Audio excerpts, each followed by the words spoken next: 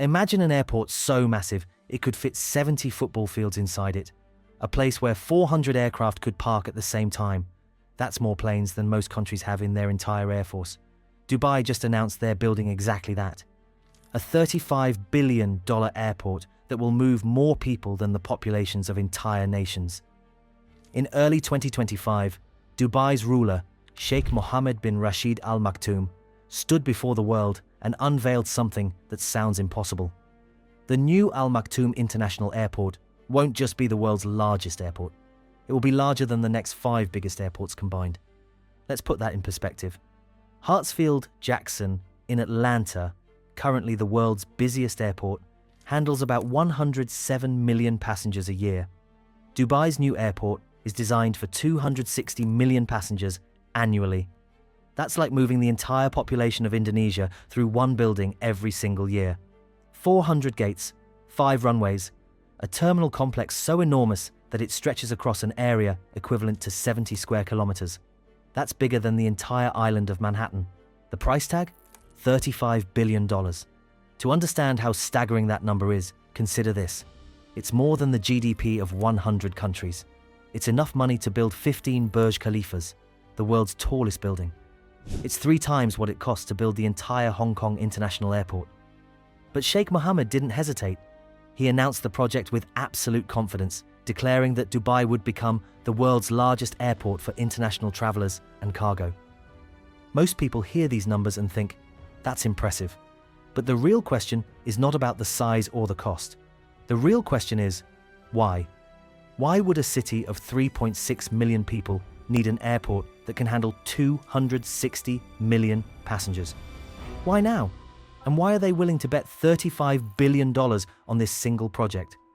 Pull up a globe. Now draw a circle with Dubai at the center, reaching 4,000 miles in every direction. You've just covered 2/3 of the world's population.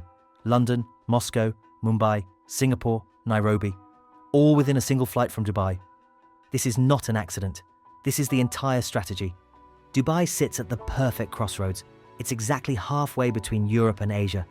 It's the natural stopover point for anyone traveling from the west to the east. When someone in London wants to fly to Bangkok, or when someone in Frankfurt heads to Singapore, Dubai is right there in the middle. Here's what most people don't understand about modern aviation. Airlines don't make their real money flying people directly from point A to point B. They make it by connecting passengers. Think of it like a highway interchange. The busiest, most profitable interchanges aren't at the beginning or end of journeys. They're in the middle, where multiple routes converge. Dubai figured this out decades ago. Emirates, Dubai's flagship airline, built an entire empire on this model. They don't just fly people to Dubai, they fly people through Dubai. Someone traveling from Manchester to Melbourne stops in Dubai. Someone going from Johannesburg to Jakarta connects in Dubai. The airport becomes a massive hub where passengers from hundreds of cities all converge, mix, and redistribute to hundreds of other destinations. Dubai International Airport, their current main airport, already handles over 85 million passengers a year, making it one of the world's busiest airports for international travelers. But here's the problem. It's completely maxed out. The terminals are packed. The runways are operating at full capacity. There's literally no room to grow. And growth is everything in Dubai's model. But there's another factor driving this urgency: competition. Saudi Arabia just announced they're investing $100 billion into their own aviation sector. They're building a massive new airport in Riyadh, designed to handle 185 million passengers. Qatar keeps expanding Hamad International Airport. Abu Dhabi, literally next door to Dubai, is upgrading its facilities. And Istanbul has been aggressively positioning itself as the bridge between Europe and Asia, with its own mega-hub ambitions. The region is entering an airport arms race, and Dubai knows that in this race, if you're not growing, you're dying. Here's something that surprises most people. Airports don't make most of their money from airlines. In fact, the fees airlines pay for landing, parking, and using the gates often barely cover the airport's operating costs. So where does the real money come from? Everything else. Walk through Dubai International today, and you'll notice something. It feels less like an airport and more like a luxury shopping mall that happens to have planes, Rolex boutiques, Hermes stores, entire sections dedicated to high-end electronics, perfumes, and gold. This is intentional. Dubai's airports generate more revenue per passenger from retail than almost any airport in the world. When you have millions of people with hours to kill before their connecting flights, many of them affluent international travelers, you have a captive audience with credit cards ready. The current airport makes over $1 billion annually just from duty-free shopping. Dubai authorities estimate the new airport, with 3 times the passenger capacity, could generate $3 to $4 billion per year from retail alone, though these projections will depend on the final build-out and actual passenger traffic patterns. But the economics go even deeper. Airports don't exist in isolation. They create value for everything around them. Hotels spring up nearby. Business parks emerge. Logistics companies set up distribution centers. Entire economic zones develop around major aviation hubs. Dubai knows this playbook intimately. Look at what happened around Dubai International Airport. The area transformed into a massive business and residential district worth tens of billions of dollars. Al Maktoum International Airport sits in Dubai South, a specifically planned district designed to become an aerotropolis, an entire city built around the airport. According to official plans, the development includes 140 million square feet of industrial space, business parks designed for 500,000 employees, residential districts planned for hundreds of thousands of people, logistics facilities that will make Dubai a global cargo superhub. These are Dubai authorities' projections, and the actual timeline and scale will adjust as the project evolves. But the airport itself might cost $35 billion, while the total real estate development around it could generate hundreds of billions in value over the next 30 years. There's another element most people overlook: cargo. While everyone focuses on passengers, Dubai is also positioning this airport to become one of the world's top 3 cargo hubs. Why does this matter? Because the global air cargo market is exploding. E-commerce means more products flying across continents than ever before. Companies need to move goods quickly from factories in Asia to customers in Europe, America, and Africa. Dubai, sitting at the geographic center of these trade routes, can become the sorting center for global commerce. The new airport will have capacity for 12 million tons of cargo annually. At current rates, that's worth over $50 billion in goods moving through Dubai each year. But let's talk about what could go wrong. Because building the world's largest airport is one thing. Filling it with passengers is something else entirely. Dubai has a complicated relationship with debt. In 2009, the emirate nearly went bankrupt during the global financial crisis. The government had borrowed heavily to fund its massive construction projects. And when the economy crashed, Dubai couldn't pay its bills. Abu Dhabi had to step in with a $20 billion bailout. Now Dubai is taking on another massive project. While the government hasn't disclosed exactly how this will be financed, infrastructure projects of this scale typically involve significant borrowing. The question becomes, can Dubai generate enough revenue to service this debt? Even if the airport reaches its target of 260 million passengers, which won't happen for probably 15 to 20 years, and even if it generates strong retail and cargo revenue, the return on a $35 billion investment takes decades. Then there's something bigger: climate change and the future of aviation.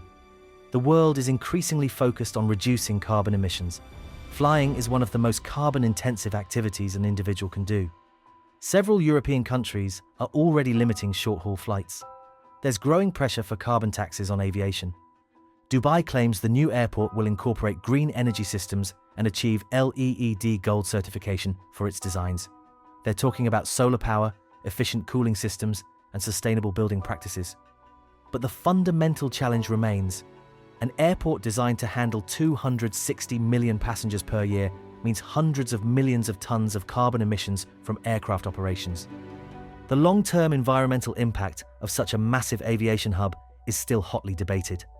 Dubai's entire strategy assumes that global air travel will keep growing dramatically. But what if it doesn't? What if environmental regulations, carbon costs, or changing consumer attitudes slow down growth in flying? A $35 billion airport built for 260 million passengers becomes a very expensive problem if only 150 million show up. There's also technology to consider. Virtual reality is getting better. Video conferencing improved dramatically during the pandemic. Some business travel, historically a huge revenue driver for airlines, might never fully return to pre-pandemic levels. And further out, what if technologies like high-speed rail networks in Asia or even more speculative ideas like hyperloop systems, start replacing some regional flights. Remember those competitors we mentioned? They're not going away. Saudi Arabia has effectively unlimited money from oil reserves and is desperately trying to diversify its economy. They're willing to lose money for years to build Riyadh into a major hub. Turkish Airlines is expanding Istanbul into a mega hub with similar geographic advantages to Dubai. The city straddles Europe and Asia, offering comparable connectivity. Qatar keeps investing billions in Doha's Hamad International Airport. Abu Dhabi, literally next door to Dubai, is upgrading its facilities and backing Etihad Airways with significant resources. The market might not be big enough for everyone's ambitions. When Riyadh, Istanbul, Doha, Abu Dhabi, and Dubai are all competing for the same connecting passengers flying between Europe, Asia, and Africa, someone's going to lose. But here's the thing about Dubai. People have been betting against them for 30 years, and they keep proving the doubters wrong. In the 1990s, experts said Emirates airline would fail. They said nobody would fly through a desert city with no historical connection to global aviation. Emirates is now one of the world's largest and most profitable airlines. When Dubai announced plans for the Burj Khalifa, people called it a vanity project that would never be financially viable.